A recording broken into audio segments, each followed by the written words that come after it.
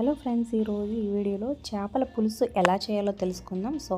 చిక్కటి గ్రేవీతో పుల్లపుల్లగా కారంగా చింతపండు పులుసుతో ఎలా చేయాలో తెలుసుకుందాం. ఈ వీడియో చివరి వరకు చూడండి. మరి మీలో ఎంతమందికి చేపల పులుసు ఇష్టం? చేపల్లో అయితే చాలా వెరైటీస్ ఉన్నాయన్నమాట. మీకు ఏ వెరైటీ చేప అంటే ఇష్టమో కూడా కింద కమెంట్స్ రూపంలో తప్పకుండా తెలియజేయండి. అలాగే ఒక లైక్ చేసి ఈ వీడియోని షేర్ చేయండి. మీ ఫ్రెండ్స్ అండ్ ఫ్యామిలీకి వాట్సాప్, ఫేస్బుక్ ద్వారా మన ఛానల్ని ఎంకరేజ్ చేయండి. ముక్క చూసారా ఎంత చక్కగా ఎంత మంచిగా ఉడికిందో. ఈ చేప పేరు కొరమేను అనమాట. మిగతా చేపల కన్నా కొరమేను చాలా హెల్దీ, టేస్టీ కూడా. మిగతా చేపల కన్నా రేటు కూడా ఎక్కువే ఉంటుంది. అలా క్లీన్ చేసుకునేటప్పుడు కూడా చాలా నీట్గా క్లీన్ చేసుకోవాలన్నమాట, ఎందుకంటే కొంచెం జిగురుగా ఉంటుంది. అలాగే కొరమేను ఇగురు కూడా చేస్తారు, అది కూడా చాలా టేస్టీగా ఉంటుంది. ఈ వీడియోలో అయితే పులుసు చేద్దాం. సూపర్ టేస్టీగా ఉంటుంది. ఈ వీడియో చివరి వరకు చూడండి. పులుసు మామూలుగా మనం స్టీల్ గిన్నెలో కాకుండా కుండలో, చిన్న కుండలో ఎలా తయారు చేసుకోవాలో చూద్దాం. చూసారా గ్రేవీ ఎంత చిక్కగా, ఎంత కలర్ఫుల్గా, ఎంత టేస్టీగా, చాలా బాగుంటుంది టేస్ట్. ఒకసారి మీరు ఈ విధంగా ట్రై చేసి చూడండి. మన ఛానల్ మొదటిసారి చూస్తున్నట్లయితే సబ్స్క్రైబ్ చేసుకొని పక్కనే ఉన్న బెల్ ఐకాన్ ప్రెస్ చేసి ఆల్ అనే నోటిఫికేషన్స్పై క్లిక్ చేయండి. ముందుగా ఈ చేపలను అయితే కట్ చేసి తీసుకొచ్చారు. వాళ్ళే క్లీన్ చేస్తారనమాట. మళ్ళీ మనం ఇంటి దగ్గర కొంచెం వేసుకుంటే పసుపు, ఉప్పు, కొంతమంది నిమ్మరసం ఇవన్నీ వేసి చక్కగా నీట్గా క్లీన్ చేసుకొని పైన చర్మం దగ్గర కూడా కొంచెం గీకితే పైన అంతా నీట్గా క్లీన్ అవుతుందన్నమాట. ఎక్కువ సార్లు వాటర్లో వాష్ చేసుకొని తీసి రెడీగా పెట్టుకోండి. ఇది పెద్ద ఫిష్ అనమాట. దాంట్లో కొన్ని మాత్రం పులుసు పెడుతున్నా, కొన్ని ఫ్రై చేయడానికి. దానికోసం ఒక 2 పెద్ద ఉల్లిపాయలు తీసుకున్నాను. అలాగే 4-5 పచ్చిమిర్చి, మంచి కారం ఉన్నవి. పచ్చిమిర్చి అలాగే కొన్ని ఉల్లిపాయలు తీసుకొని వాటిని పేస్ట్ చేశాను అనమాట. ఇప్పుడు ప్యాన్ మీద కుండ పెట్టేసుకున్నాను. దాంట్లో కొంచెం ఆయిల్ వేసా, సన్ఫ్లవర్ ఆయిల్, మీరు ఏ యూజ్ చేస్తే అది వేసి కొంచెం హీట్ అవ్వనివ్వండి. అయిన తర్వాత నేను ఫస్ట్ కొంచెం మెంతులు వేసుకున్నాను. జనరల్గా ఈ సైడ్ ఆంధ్ర సైడ్ వాళ్ళు వేయరనమాట. నెల్లూరు సైడ్ వాళ్ళు ఖచ్చితంగా మెంతులు, ఆవపిండి పౌడరే వేస్తారు. వాళ్ళు అల్లం వెల్లుల్లి పేస్ట్ వేయరనమాట. వాళ్ళ టేస్ట్ డిఫరెంట్ ఉంటుంది. అలాగే నెల్లూరు చేపల పులుసు చాలా ఫేమస్ కదా.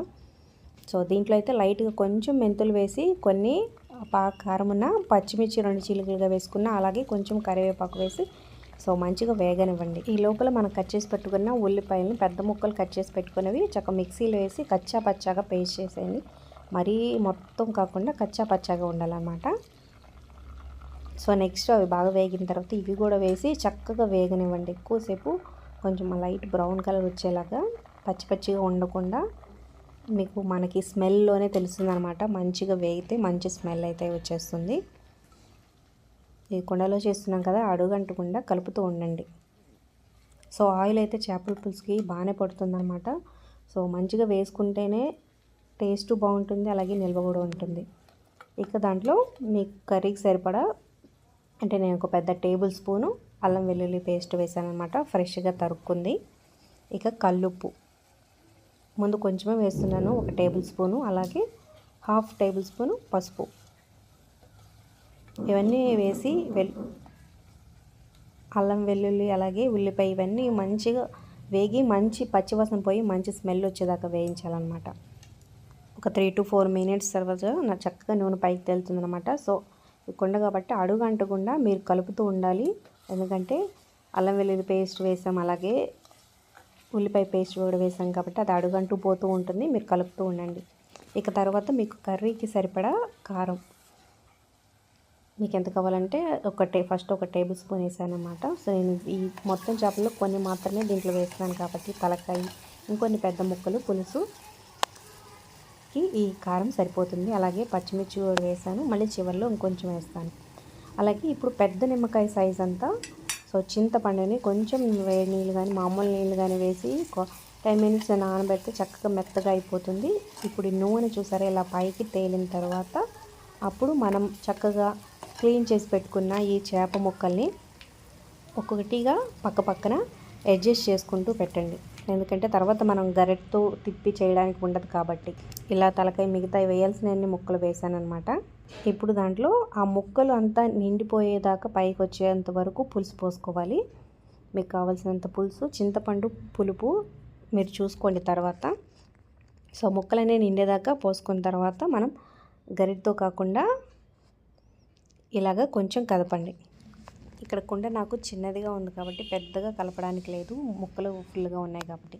సో కొంతమంది చక్కగా వెడల్పుగా ఉన్నాయి అయితే ఈజీగా ఎక్కువ కదపడానికి వస్తుందన్నమాట. సో ఇక అలా పెట్టేసి పొయ్యి మీద పెట్టేసి సిమ్లో పెట్టి మూత పెట్టేయండి ఒక 5 మినిట్స్ కదపకుండా. ఇక 5 మినిట్స్ తర్వాత ఏంటంటే కొంచెం ఒకసారి ఆ పులుసు టేస్ట్ చేయండి. సో ఉప్పు కానీ కారం కానీ పులుసు కానీ ఏమైనా తగ్గితే మళ్ళీ కొంచెం యాడ్ చేసుకోండి. అలాగే కొంచెం ఒకవేళ వగరుగా చింతపండు కొంచెం చాలా రకాలు ఉంటాయి కాబట్టి కొంచెం వగరు టేస్ట్ వస్తుంది కొన్నిటికి, కొన్ని అయితే మంచిగానే ఉంటాయి. అలా వగరు టేస్ట్ వచ్చినప్పుడు మాత్రం కొంచెం అంటే కొంచెం బెల్లం లేదా కొంచెం షుగర్ యాడ్ చేయండి. కొంచెం అంటే కొంచెమే, అంటే ఆ వగరు టేస్ట్ పోయి చక్కగా బ్యాలెన్స్ అవుతుందన్నమాట పులుసు టేస్ట్కి. ఇక తర్వాత కొంచెం కొత్తిమీర వేసుకున్న, అలాగే కొంచెం గరం మసాలా వేసా. అంటే ఎక్కువ వేయకూడదు, ఎక్కువ వేస్తే అనమాట ఈ చేపల పులుసు టేస్ట్ని డామినేట్ చేస్తుంది కాబట్టి. సో కొంచెం అంటే కొంచెం గరం మసాలాలో ఏం వేసానంటే చెక్క, లవంగ, యాలకులు, అలాగే ధనియాలు ఇవన్నీ వేయించి పౌడర్ చేసింది ఒక పావు టీ స్పూన్ వేసాను. తర్వాత మధ్యగా సన్నగా కట్ చేసుకున్న పచ్చిమిర్చి చివర్లో లాస్ట్లో వేయండి. ఇంకో 5 to 10 మినిట్స్ సిమ్లో పెట్టి బాగా మగ్గిన తరువాత అప్పుడు ఫైనల్ స్టేజ్లో పచ్చిమిర్చి కొత్తిమీర వేసి కట్ చేసి ఆపేసేయండి. పొయ్యి టేస్ట్ అదిరిపోతుంది. ఇది కుండలో చేసాం కాబట్టి పొయ్యి ఆపేసిన ఒక 5 మినిట్స్ వరకు లోపల చక్కగా ఉడుకుతుంది, మగ్గుతుంది అనమాట. సో అన్నంలోకి సూపర్ టేస్ట్. మీరు ట్రై చేయండి. మీకు ఎలా వచ్చిందో కింద కామెంట్స్ రూపంలో తప్పకుండా తెలియచేయండి. అలాగే ఒక లైక్ చేసి ఎంకరేజ్ చేయడం మర్చిపోద్దు. ఫ్రెండ్స్ అండ్ ఫ్యామిలీకి షేర్ చేయండి.